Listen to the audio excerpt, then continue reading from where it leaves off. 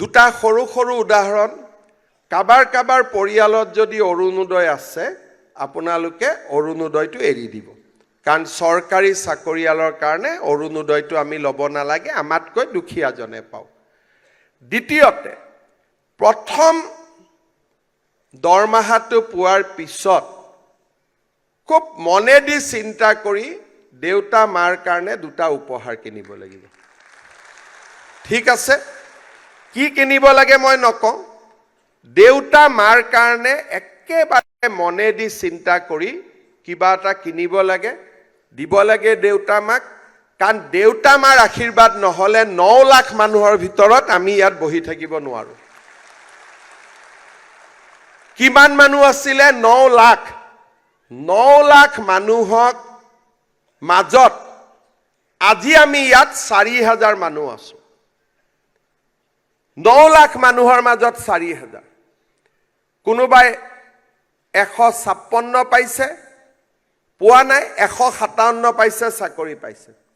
56 আৰু 57ৰ মাজত মেৰিটত কোনো পাৰ্থক্য নাথাকে এটো খালি ভাগ্য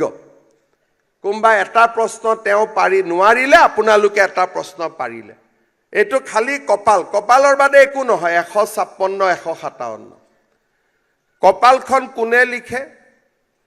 নেদেখা জনে লিখে দেউতা মাৰ আশীৰ্বাদত কপালখন লিখা যায় আৰু দেউতা মাক যিসকল লৰা ছোৱালীয়ে পিছত নেগলেক্ট কৰে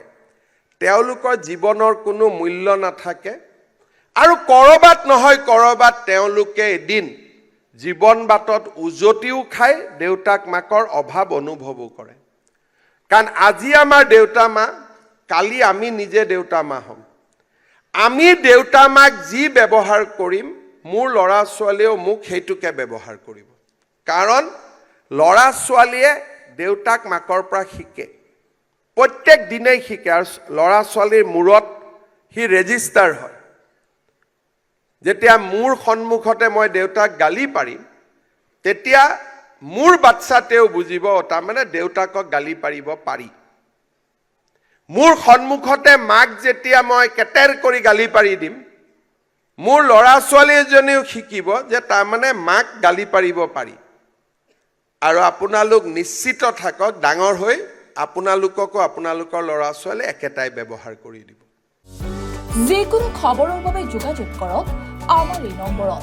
9181 307 221